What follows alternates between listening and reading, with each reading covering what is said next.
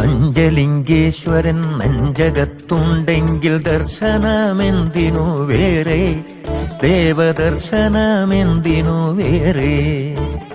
കണ്ണടച്ചാലും തുറന്നാലും എപ്പോഴും കണ്ണിൽ നിറയുന്നൊരീശൻ ശ്രീ പഞ്ചലിംഗേശ്വരനല്ലോ, എന്നും കുണ്ടംകുഴീശ്വരനല്ലോ. പഞ്ചലിംഗേശ്വരൻ നെഞ്ചകത്തുണ്ടെങ്കിൽ ദർശനമെന്തിനു വേറെ, ദേവദർശനമെന്തിനു വേറെ.